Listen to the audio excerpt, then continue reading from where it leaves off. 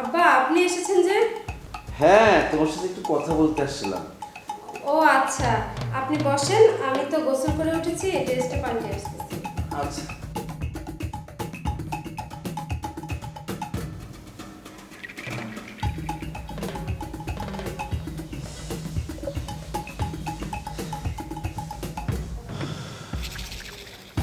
অনেক কষ্ট।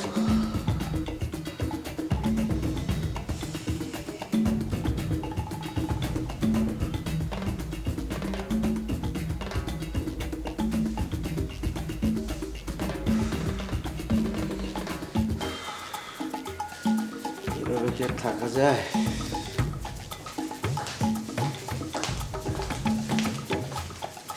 বসো বসো বসো। ঠিক আছে আব্বা, বসেন, বলেন কি? হ্যাঁ বসো না, আমি বলছি তো তোমাকে বসো। আব্বা আপনি যেহেতু আসছেনই আমার রুমে, বসেন, আমি আপনার জন্য চা করে নিয়ে আসি। না না না না বৌমা, আমি চাটা খাবো না। তাহলে অন্য কিছু খাবেন আব্বা? নিয়ে আসবো। কোনো কিছু খাবো না, চা খেতাম। এই যে কন্ডেন্স মিল্ক, এই যে পাউডার টাউডার, এই দুধ আমার পছন্দ না। আমার দরকার খাঁটি গরুর দুধ। এই দুধ কোথায় পাবো? আমি সেটাতে অভ্যস্ত। আসলে দরকার নেই। দেখ বৌমা, তোমাকে যেটা বলছিলাম, যদি কিছু মনে না করো তোমাকে একটা কথা বলবো। জি আব্বা বলেন। বৌমা, তুমি এই বাসায় খুব কষ্টে আছো, একা থাকো। স্বামীটাও নেই। আমার ছেলেটা সেই বিদেশ পড়েছে, সারাটা জীবন বিদেশে কাটে। তার কোনো খেয়াল নেই সংসারের দিকে। এইখানে আমি এই বাসায় আছি, বাপ তুমি বউ, আমরা কিভাবে দিন যাপন করছি তার কোনো খেয়াল নেই। শুধু টাকা টাকা টাকা নিয়ে আসছে। তা বললো আমার কি কম আছে? কোনো দরকার আছে? তারপরও সে টাকার দিকে নেশা। আর এইখানে তোমাকে একা ফেলে রাখছে। তুমি একটা মানুষ, তোমার দিকে কিন্তু বলছেন আব্বা, আপনি বিষয়টা বুঝতে পারছেন, কিন্তু আপনার ছেলে যদি আপনার মতো করে বুঝতে পারতো তাহলে আর এত বছর বিদেশ থাকতে পারতো না। তো আমিও তো বলি আব্বা ওকে যে আপনার তো কোনো কিছুর অভাব নেই, যে গাড়ি বাড়ি সব তো আপনারই, আর আপনার মানে তো আপনার ছেলেরই, তাই না আব্বা? হ্যাঁ। তাহলে কি দরকার ওর বিদেশে থাকার? আসলে সত্য কথা যেটা বলি, বিদেশে তো তোমাদের আমাদের মতো কালচার না, আমাদের মতো সিস্টেম না। ওইখানে সব কিছুই ফ্রি, বুঝছো? ও অগণিত মেয়ে ওখানে আছে, বুঝছো? ওদেরকে ওইদিকে ওই মেলামেশাটা মানে প্রবলেম নেই। সেই কারণে আমার ছেলে ওই নেশাতেই পড়ে গেছে।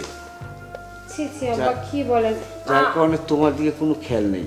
কিন্তু আজকে আমি পুরোপুরি খেয়াল করেছি, তোমার এত সুন্দর শরীর, হ্যাঁ, তোমার পিছনে যে আমি দুইটা কালো তিল আছে, উফ! আব্বা হ্যাঁ, মানে? তারপর তোমার এই পেটের কোণাতে যে একটা তিল আছে, এইগুলি যে কত আকর্ষিত করে ছেলেদের, এবং ছেলেরা যদি এইগুলি দেখে পাগল হয়ে যায়। আব্বা আমার ছেলে- কি বলতেছেন আপনি? আমার পিঠে তিল, পেটে তিল, আপনি এগুলো কিভাবে দেখছেন? ওহ, বোমা, এই কারণে তো বললাম কিছু মনে করো। আসলে আমি ঘরে আসছিলাম তোমাকে কিছু কথা বলতে, পর দেখি তুমি ঘরে নেই। তুমি একটা জিনিস ভুল করেছো, টয়লেটে গিয়েছো, টয়লেটের গেটটা লাগিয়ে যাওনি। আমি তোমাকে খুঁজতে যাই, ওইখানে টয়লেট দেখি তুমি গোসল করছো। তোমার অঙ্গ প্রত্যঙ্গ সবই দেখা যাচ্ছে। তাই আমি তো আর জানি না, বুঝতে পারিনি, তাই দেখলাম সেটা। ছি আব্বা ছি, আমি আপনার ছেলের বউ, আমি না হয় ভুল করে গোসলে গিয়ে মানে দরজাটা খুলে রাখছি, হ্যাঁ আপনি তাই বলে আমার সব কিছু দেখবেন? হ্যাঁ, আমি সেটা কাপড় খুলে গোসল করছি, আপনি সব আমার শরীর দেখছেন। সেটা আমারও তো ভুল না, আমি তো বুঝতে পারিনি যে তুমি ওইখানে গোসল করছো। আসলে যাই হোক, আমারও ভুল হয়েছে, তোমারও ভুল হয়েছে। এখন শোনো বৌমা, কোনো চিন্তা নেই, তোমার তো একটা জীবন। আমার ছেলেটা যে অভ্যাস হয়েছে, সেই দেশে আসে কি না তাও ঠিক নেই। সে কারণে বলছি, কি দরকার আসুক, ওই জবে যেদিন আসুক, কিন্তু এর মধ্যে তুমি যে একা থাকবে, একাটা থেকো না। আমরা তো আছি তোমার পাশে। আব্বা আমি কোথায় একা থাকি? বাড়িতে আপনি আছেন, আমি আছি, কাজের লোকরা আছে, অনেকেই তো আছে, আমার সমস্যা হচ্ছে না। না, তুমি মুখে বললে তো আর হবে না, আমি বুঝি, বুড়ো হয়েছি না। আচ্ছা, আমার মেয়ে মিথিলা কোথায়? ওকে দেখেছো? জি আব্বা, ও তো মার্কেটে গেছে। আহা, এই মেয়েটাকে নিয়ে পারা গেল না। আমি সব ইন্দুর খরগোশের সাথে বাস করি। ছেলেটা বিদেশ, মেয়েটা যাই কিছু তাই করছে। যাকে ওদের কথা শুনুন, ওই আমি যে পশ্চিম পাড়ার জায়গাটা যে আমি বিল্ডিং করছি, চিন্তা করছি তোমার তো একটা ভবিষ্যৎ আছে। ছেলেটা যদি কখনো না আসে তাহলে তোমাকে আমি এই বিল্ডিংটা দিয়ে দেব, আজকে লিখে দিয়ে দেব। তুমি ভবিষ্যতে যদি আমার কিছু হয়ে যায়, আমি চলে যাব দুনিয়ার থেকে, ছেলে যদি না আসে তখন তোমার তো জীবনটা চলতে হবে। সেই কারণে আমি এই 10 তলা বিল্ডিংটা তোমাকে আমি দিয়ে দেব। তুমি কি খুশি? আব্বা সত্যি বলতেছেন? 10 তলা বিল্ডিংটা আপনি পুরোটাই আমার নামে করে দেবেন? আমি কি তোমার সাথে মিথ্যা বলছি? হ্যাঁ, তোমাকে 10 তলা বিল্ডিংটা দেবো, আর আমার যে ব্যাংক ব্যালেন্স আছে এটা তোমার নামে দিয়ে দেবো। তুমি আজকের থেকে নিজের মন মতো গাড়িতে ঘুরবে, সারা দেশে যাবে, বিদেশে যাবে, ঘুরবে। তুমি আমার টাকা তুমি খরচা করবে, এটা তোমাকে আমি আজকে দিয়ে দেবো, ঠিক আছে? আমি কখন কোন সময় কী হয়ে যায় সে কারণে বলছি বৌমা, এই শেষ বিদের বেলা বা আর কয়টা দিনই বা বাঁচুন, এই কয়টা দিন যদি তুমি আমাকে একটু ভালোভাবে সেবা যত্ন করতে, তাহলে মরেও শান্তি পেতাম। জি আব্বা, আমি আপনাকে অবশ্যই ভালোভাবে সেবা যত্ন করবো। আব্বা কি লাগবে আপনার বলেন, কিছু খাবেন আমি নিয়ে আসবো? ঠিকই খাওয়াবে? জি। তাহলে তুমি তুমি আমাকে একটু ভালোবাসো। আব্বা আপনাকে ভালোবাসি তো, মানে যে বললেন না সেবা যত্ন, আমি তাহলে নিয়ে আসি একটু চা নাস্তা করে। আমি সেই সেবা দিতে চাচ্ছি না, আমার শারীরিক যে অবস্থা সেটা কি সেবা যত্ন করবো, ব্যাস। আমি আর অন্য কিছু তোমাকে চাচ্ছি না। আমি সব কিছু আমার জীবনে যা কামিয়েছি দিয়ে যাচ্ছি তোমাকে, শুধু তুমি আমার মন দিয়ে সেবা করো। না আব্বা, এসব হয় না, আমি আপনার ছেলের বউ, এসব হয় না।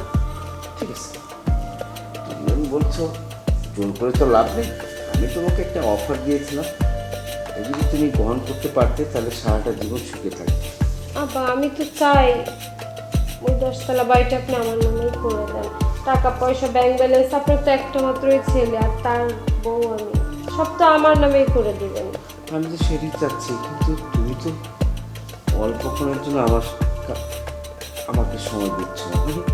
আমাকে একটু আদর যত্ন করো বাস, তাহলে আমিও খুশি হলাম আর তুমিও খুশি থাকবে। আচ্ছা আব্বা, এইবার থেকে আপনার আদর যত্নের কোনো কমতি হবে না। তাই আমার দিকে তাকাও। এসব কি করতেছো তুমি? ছি বাবা, এটাকে তুমি করতে পারলা? ভাইয়া জানতে পারলে যে কি হবে? আমার তোমার মুখটাও দেখতে মন চাইতেছে না। ছি ভাবি, তোমার কাছ থেকে এরকম কিছু আশা করি নাই। তুমি আমার বাবার সাথে এরকম করলা, তোমার শ্বশুর, শ্বশুর মানে তো বাবাই, তুমি একটা বাবার সাথে এরকম কাজ করলা? না ছি, শুন মা, তোর হয়েছে বাবা, আর কিছু বলা লাগবে না, আমি তোমার কোনো কথা শুনতে চাই না। ছি।